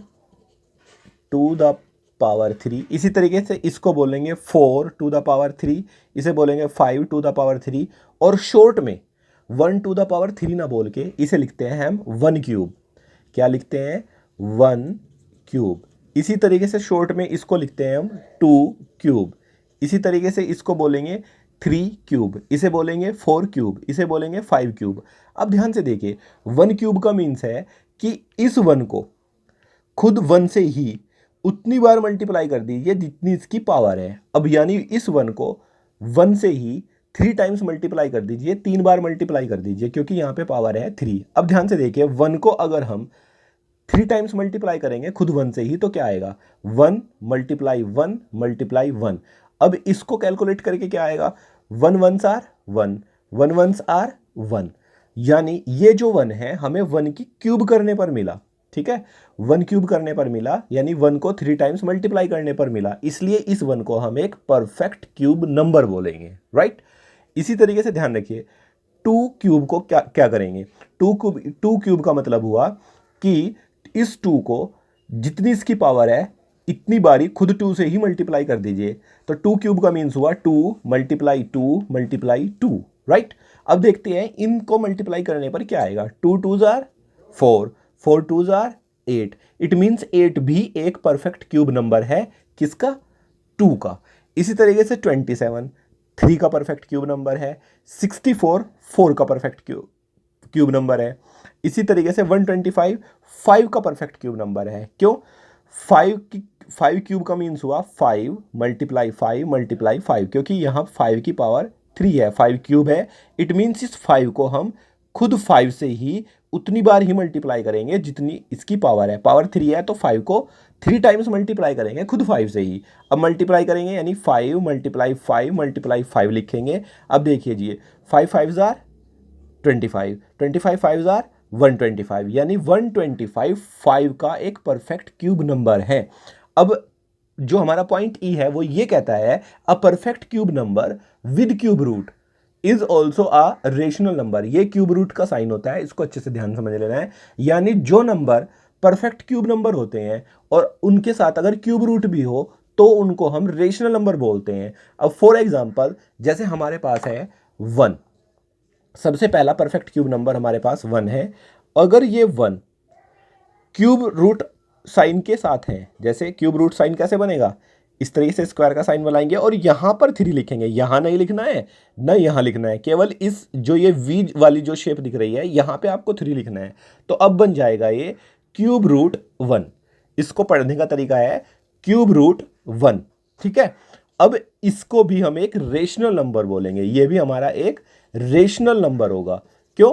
क्योंकि 1 एक परफेक्ट क्यूब नंबर है, राइट। 1 एक परफेक्ट क्यूब नंबर है और हमें पता चल चुका है कि जो perfect cube number cube root के साथ होते हैं उनको भी हम रेशनल नंबर कहते हैं। तो 1 एक परफेक्ट क्यूब नंबर है और ये क्यूब रूट साइन के साथ है, तो ये भी हमारा एक रेशनल नंबर होगा। इसी तरीके से अगर 8 भी, 8 जो कि एक परफेक्ट क्यूब नंबर है, ये भी क्यूब रूट के साथ हुआ, ये भी अगर क्यूब रूट के साथ हुआ तो ये भी एक रेशनल नंबर होगा, ठीक है। लेकिन आपको एक चीज़ का ध्यान रखना है कि जो नंबर परफेक्ट क्यूब नंबर नहीं होते और उनके वो क्यूब रूट साइन के साथ होंगे तो उनको हम रेशनल नंबर नहीं बोलेंगे। फॉर एग्जांपल 1 और 8 इनके बीच में जो नंबर परफेक्ट क्यूब नहीं है, जो नंबर परफेक्ट क्यूब नंबर नहीं है वो होंगे 1 और 8 के बीच में। 2 एक ऐसा नंबर है जो परफेक्ट क्यूब नंबर नहीं है, 3 एक ऐसा नंबर है जो परफेक्ट क्यूब नंबर नहीं है। और अगर इस तरीके के जो नंबर परफेक्ट क्यूब नहीं होते वे भी क्यूब रूट साइन के साथ हो, फॉर एग्जांपल क्यूब रूट 3 है, तो इसको हम रेशनल नंबर नहीं कहेंगे, इसे लिखेंगे नॉट अ रेशनल नंबर। ये एक रेशनल नंबर नहीं होगा। ऐसे ही अगर 3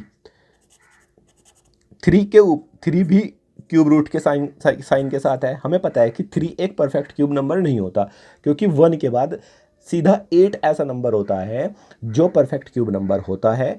इसलिए 3 एक परफेक्ट क्यूब नंबर नहीं है और जो नंबर परफेक्ट क्यूब नंबर नहीं है वो क्यूब रूट के साथ हो तो वो भी एक रेशनल नंबर नहीं होगा। तो लिखेंगे not a rational number. Cube root 3 is not a rational number, ठीक है। ये आपको डिफरेंस समझ में आ गया होगा कि जितने भी परफेक्ट क्यूब नंबर होते हैं क्यूब रूट के साथ में उनको हम रेशनल नंबर बोलते हैं। अब डिस्कस करेंगे कि क्यों ऐसा माना जाता है। फ्रेंड्स अब ध्यान से देखिए कि किसी भी परफेक्ट क्यूब नंबर को जब वो क्यूब रूट के साथ होता है तो उसको हम एक रेशनल नंबर क्यों मानते हैं। देखिए ध्यान से, 1 एक परफेक्ट क्यूब नंबर है और 1 किसका परफेक्ट क्यूब नंबर है, 1 का परफेक्ट क्यूब नंबर है। क्यों? क्योंकि 1 को क्यूब करने पर, 1 क्यूब करने पर ही हमें 1 मिलता है, यानी 1 परफेक्ट क्यूब नंबर है। और अगर कोई परफेक्ट क्यूब नंबर जैसे ये 1 है किसी क्यूब रूट के साथ में हो, कोई परफेक्ट क्यूब नंबर जब किसी क्यूब रूट के साथ में हो तो वो जिस नंबर का परफेक्ट क्यूब होता है उसी की फॉर्म में बाहर निकल जाता है। जैसे ये 1 एक परफेक्ट क्यूब नंबर है और इस क्यूब रूट के साथ में है, तो ये जिसका परफेक्ट क्यूब है उसी की फॉर्म में बाहर निकल जाता है। अब हमें पता है कि ये 1 इस 1 का परफेक्ट क्यूब है तो ये इसकी फॉर्म में बाहर निकल जाएगा, राइट। यानी अब इस पे क्यूब रूट नहीं रहेगा और इस 1 को हम 1/1 लिख सकते हैं क्योंकि किसी भी नंबर या इंटीजर के अपॉन में अगर आप 1 लगा देते हैं तो इस इंटीजर की वैल्यू पर कोई फर्क नहीं पड़ेगा। तो इसलिए इस 1 के अपॉन में अगर मैं 1 लिख रहा हूं तो इस 1 की वैल्यू पर कोई फर्क नहीं पड़ेगा। इट मींस इसको ऐसे भी लिख सकते हैं। अब ध्यान से समझिए आप लोग, 1/1 ये रेशनल नंबर की 3 कंडीशंस जो मैंने आपको बताई थी उन तीनों के तीनों को फुलफिल कर रहा है। कैसे? सबसे पहले वाली कंडीशन थी कि P/Q की फॉर्म में होना चाहिए, तो ध्यान से देखिए ये नंबर P/Q की फॉर्म में है। सेकंड कंडीशन थी कि P और Q दोनों इंटीजर्स होने चाहिए, तो ध्यान से देखिए ये P और ये Q दोनों इंटीजर है क्योंकि 1 एक इंटीजर होता है, राइट। और थर्ड कंडीशन है कि Q 0 नहीं होना चाहिए, तो यहाँ पे Q 0 नहीं है, 1 है। इट मीन्स ये रेशनल नंबर की तीनों कंडीशन को फुलफिल कर रहा है, इसीलिए इसको हम एक रेशनल नंबर कहेंगे, ठीक। यानी जो नंबर परफेक्ट क्यूब हो और क्यूब रूट के साथ में हो तो वो एक रेशनल नंबर होता है। अब आप सेकंड एग्जांपल ले लीजिए, मींस हम लेते हैं 8 क्योंकि 1 के बाद 8 ही एक ऐसा नंबर है जो परफेक्ट क्यूब होता है।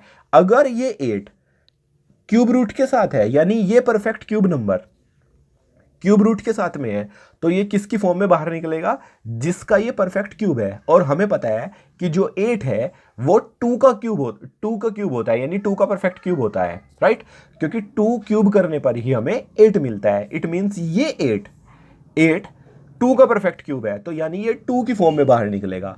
और हमें पता है कि इसके अपॉन में हम 1 लगा सकते हैं, क्योंकि किसी भी इंटीजर या नंबर के अपॉन में अगर आप 1 लगाते हैं तो उस इंटीजर की वैल्यू पर कोई फर्क नहीं पड़ता है।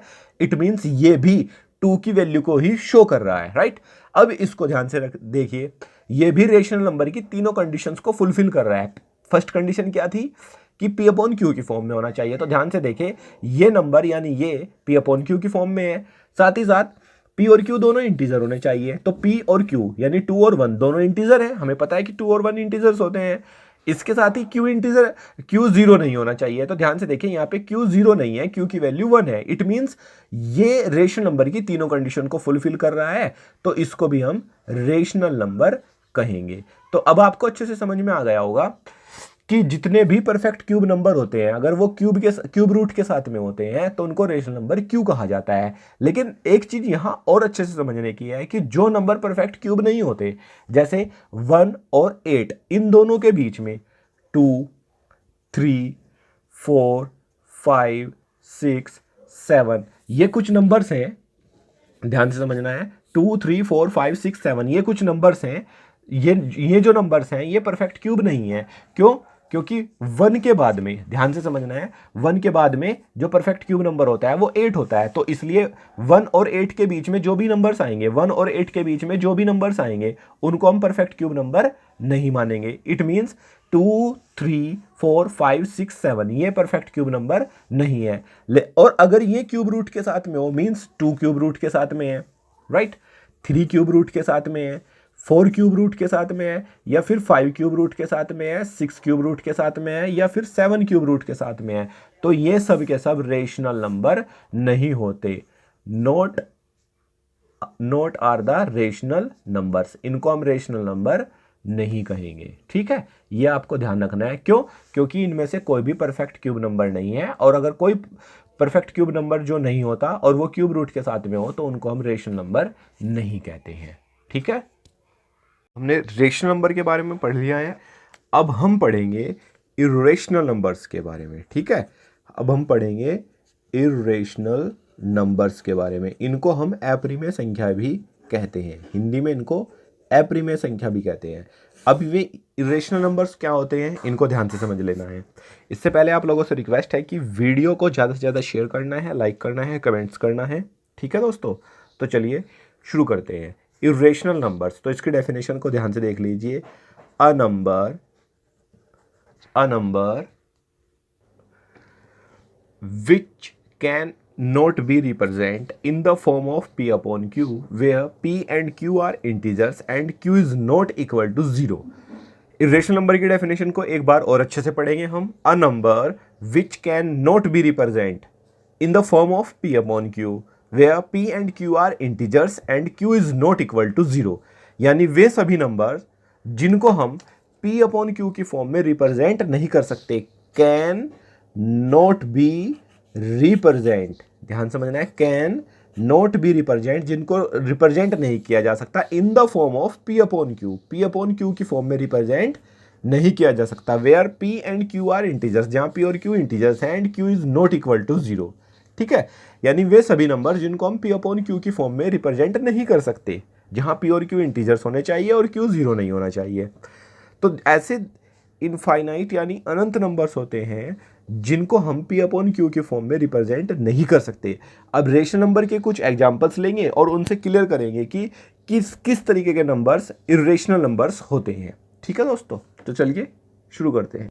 डियर फ्रेंड्स, ध्यान से देखिए फर्स्ट एग्जांपल को। A number with denominator 0 is an irrational number. एक ऐसा नंबर जिसका डिनोमिनेटर 0 हो उसको हम इर्रेशनल नंबर बोलेंगे। डिनोमिनेटर हिंदी में इसको बोलते हैं हर। ठीक है ना, क्योंकि ऊपर होता है अंश जिसको हम न्यूमरेटर बोलते हैं और नीचे होता है हर जिसको हम डिनोमिनेटर बोलते हैं। अगर कोई नंबर आपके पास ऐसा है जिसका डिनोमिनेटर 0 हो तो वो इर्रेशनल नंबर होगा, उसको हम इर्रेशनल नंबर बोलेंगे। For example 3 upon 0। ठीक है, ये फ्रैक्शनल फॉर्म में तो है लेकिन यहाँ पे नीचे वाला 0 है, तो जिसके अपॉन में 0 होगा यानी जिसका डिनोमिनेटर 0 होगा फ्रैक्शनल फॉर्म में, वो नंबर हमारा इर्रेशनल नंबर होगा। तो ये एक इर्रेशनल नंबर है। ठीक है, इसी तरीके से और भी लिख सकते हो आप 7/0 या फिर 9/0 या फिर 1/0। अपॉन में 0 अगर होगा तो उसको हम इरेशनल नंबर बोलेंगे। ठीक है, अब देखिए सेकंड एग्जांपल को ध्यान से समझना है डियर फ्रेंड्स। सेकंड एग्जांपल को ध्यान से समझिए। सेकंड एग्जांपल है a number which has numerator और denominator. A non perfect square number with square root is also an irrational number. यानी एक ऐसा नंबर जिसका न्यूमिनेटर या फिर डिनोमिनेटर, या तो न्यूमिनेटर या फिर डिनोमिनेटर यानी अंश और हर, क्योंकि न्यूमिनेटर को हिंदी में अंश बोलते हैं, डिनोमिनेटर को हिंदी में हर बोलते हैं। यानी न्यूमिनेटर और डिनोमिनेटर में से कोई नॉन परफेक्ट स्क्वायर नंबर एक नॉन परफेक्ट स्क्वायर नंबर है, यानी एक ऐसा नंबर न्यूमिनेटर या डिनोमिनेटर में है जो परफेक्ट स्क्वायर नंबर नहीं है। नॉन परफेक्ट स्क्वायर नंबर का मतलब हुआ जो नंबर परफेक्ट स्क्वायर नहीं हो। नॉन मींस ना, नहीं होना। क्या नहीं होना? परफेक्ट स्क्वायर नंबर नहीं हो। यानी न्यूमिनेटर या डिनोमिनेटर में से अगर कोई नंबर परफेक्ट स्क्वायर नहीं है विद स्क्वायर रूट, लेकिन उस पे स्क्वायर रूट है, स्क्वायर रूट के साथ में है, वो is also an irrational number, उसको भी एक इरेशनल नंबर बोलेंगे। अब इसको एक एग्जांपल से क्लियर करेंगे। फॉर एग्जांपल कहीं लिखा हुआ है √3/5।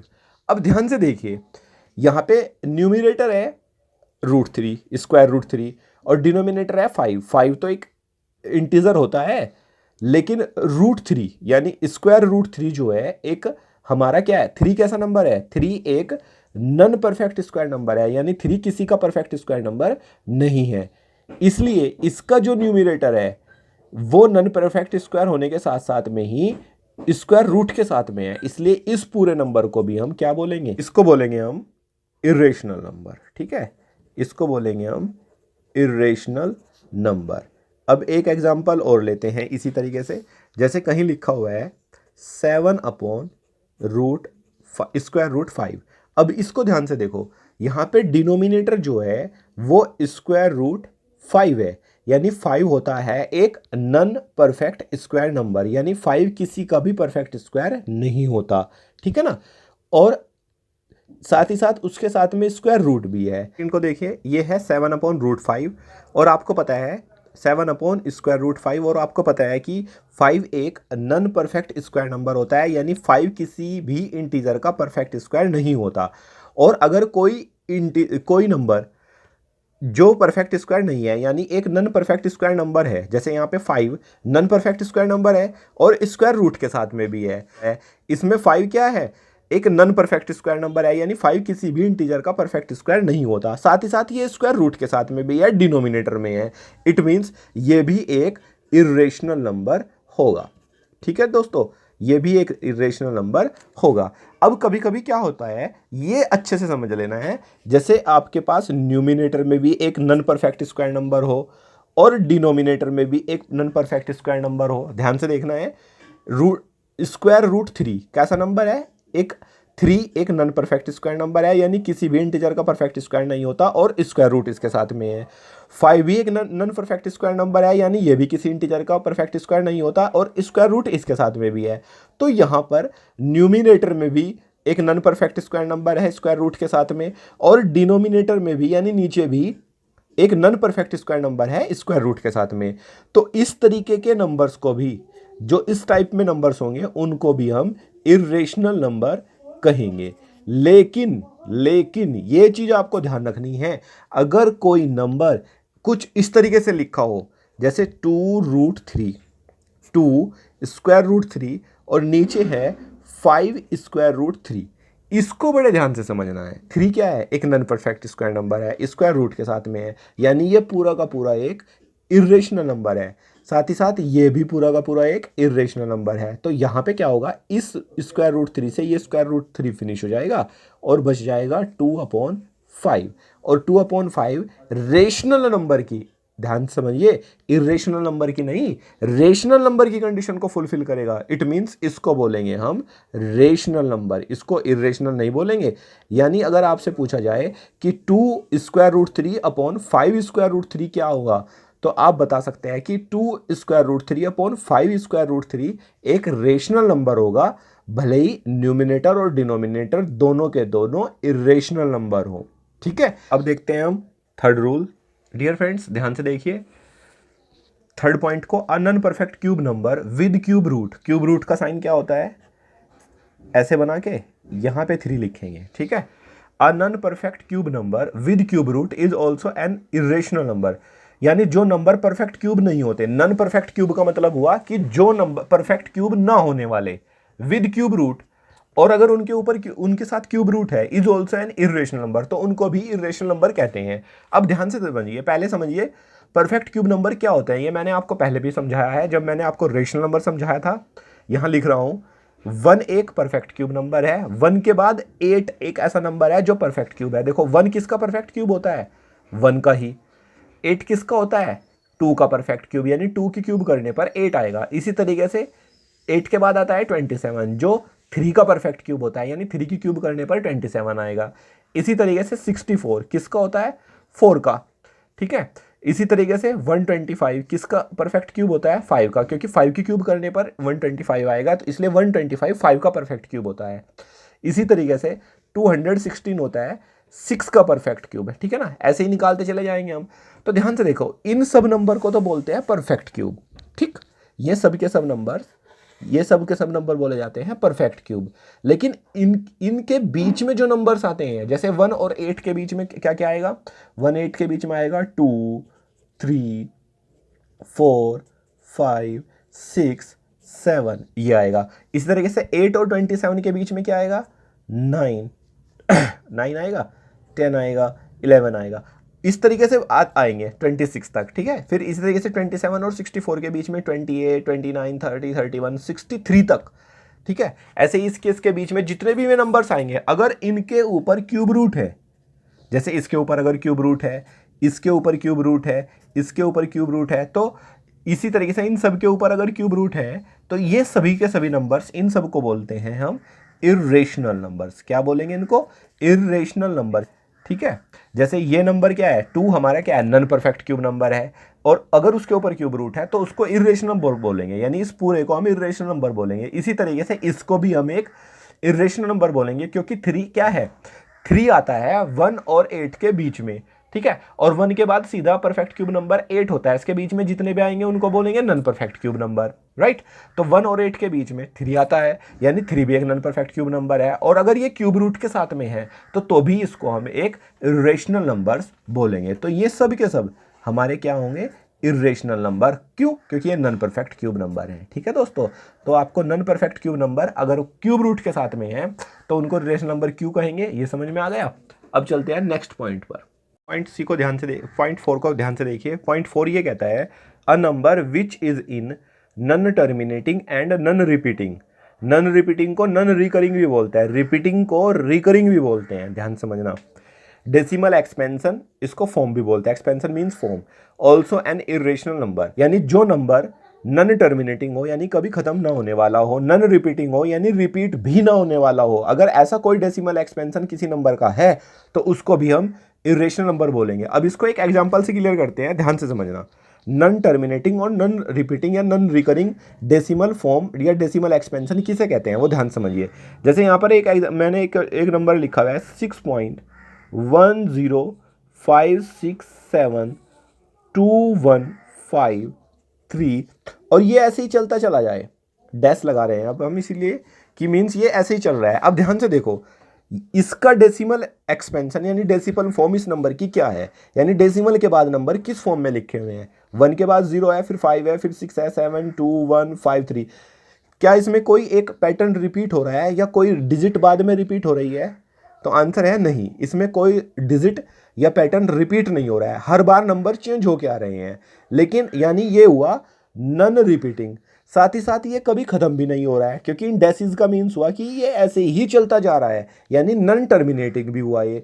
तो इस नंबर के अंदर 2 क्वालिटीज हैं। क्या, फर्स्ट है कि ये नन टर्मिनेट है, कभी खत्म नहीं हो रहा है, और ये नन रिपीट है, इसमें कोई भी डिजिट रिपीट नहीं हो रही है। ऐसा नहीं है कि 333 आना शुरू हो गया जैसे रेशन नंबर में आता था, या 55 आना शुरू हो गया, या 153 आना शुरू हो गया, या 721 या 727272 ऐसे आना शुरू हो गया। इसमें ऐसा कुछ भी नहीं है, इसमें कोई भी डिजिट या number of digits more than 1 repeats नहीं हो रही है, इट मीन्स ये नन टर्मिनेटिंग भी है और नन रिपीटिंग भी है, यानी टर्मिनेट भी नहीं हो रहा है और रिपीट भी नहीं हो रहा है। तो इस तरीके का जिस नंबर का डेसिमल एक्सपेंशन होगा, यानी जो नंबर इस तरीके के डेसिमल फॉर्म में होगा, उसको भी हम इरेशनल नंबर बोलेंगे। तो इट मीन्स ये भी एक इरेशनल नंबर है, ठीक है। इसी तरीके से और भी लिख सकते हैं हम 7.15230461 डैश, इस तरीके से।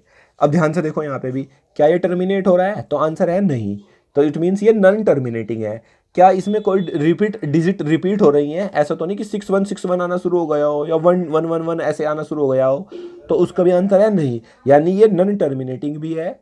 इसका डेसिमल फॉर्म कैसा है? ये नॉन टर्मिनेटिंग भी है और नॉन रिपीटिंग भी है। नॉन रिपीटिंग यानी नॉन रिकरिंग, तो इसलिए इसको भी हम एक इरेशनल नंबर बोलेंगे।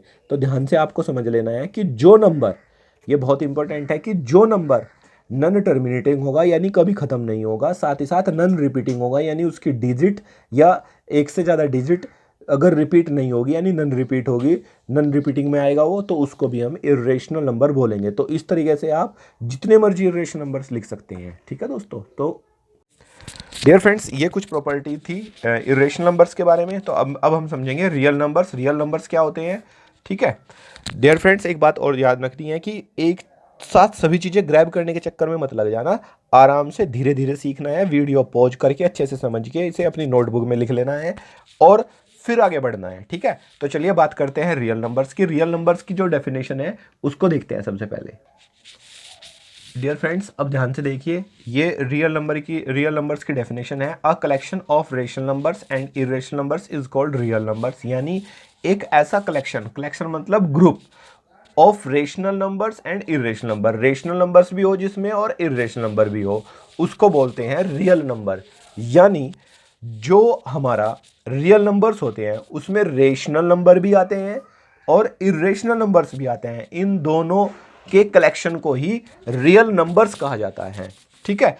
अब एग्जांपल लेते हैं, जैसे हमारे पास है स्क्वायर रूट 3। अब ये जो स्क्वायर रूट 3 है, ये कैसा नंबर है?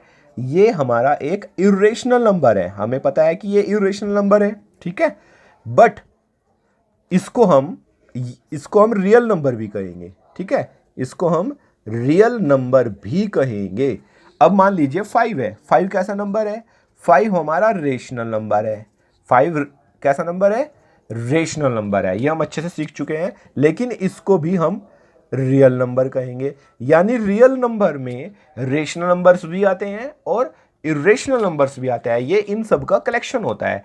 इसी तरीके से अगर मैं बात करूं क्यूब रूट 7 या भाई स्क्वायर रूट 6 या फिर 5/3 या फिर -6/7, ये जितने भी नंबर्स हैं इनमें से ये और ये, इन दोनों को बोलेंगे हम इरेशनल, और इसको हमें पता है कि ये दोनों हैं रेशनल नंबर। बट इन सब को हम, ये सब के सब रियल नंबर्स हैं, इन सब को हम रियल नंबर्स भी कहेंगे, ठीक है। तो यानी रियल नंबर्स क्या होता है? A collection of rational numbers and irrational numbers, यानी रेशनल और इरेशनल दोनों के कलेक्शन, दोनों का ग्रुप ही रियल नंबर्स कहलाता है, ठीक है। यानी ये रेशनल नंबर है बट इसको रियल नंबर भी बोलेंगे, ये भी रेशनल है बट इसको रियल नंबर भी बोलेंगे, ये इरेशनल है, ये रेशनल नहीं है, ये इरेशनल नंबर है, लेकिन इसको भी हम रियल नंबर बोलेंगे। यानी रियल नंबर रेशनल भी हो सकता है और इरेशनल भी हो सकता है, दोनों का ग्रुप होता है।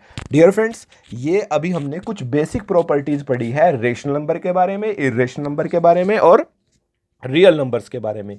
इनके बारे में और अच्छे से हम नेक्स्ट वीडियो में पढ़ेंगे, जो नेक्स्ट वीडियो आएगी उसको डिटेल से पढ़ना, वहाँ पर हम इनसे रिलेटेड बहुत सारे क्वेश्चंस भी सॉल्व करेंगे। डियर फ्रेंड्स, अगर आप या आपके दोस्त एनटीपीसी, ग्रुप डी या किसी भी तरीके के टेट एग्जाम या फिर कोई भी कॉम्पिटिटिव एग्जाम की तैयारी में लगे हुए हैं तो आप प्लीज़ चैनल को सब्सक्राइब कर लेना, यहाँ पर आपको सब कुछ मिलने वाला है। डियर फ्रेंड्स, अगर वीडियो अच्छा लगे तो इसको लाइक करना, शेयर करना और सब्सक्राइब कर लेना। कमेंट सेक्शन में बताना कि वीडियो का कौन सा हिस्सा आपको सबसे ज़्यादा समझ में आया और कहाँ कहाँ पर क्या दिक्कत है, ठीक है। तो दोस्तों, मिलते हैं नेक्स्ट वीडियो में।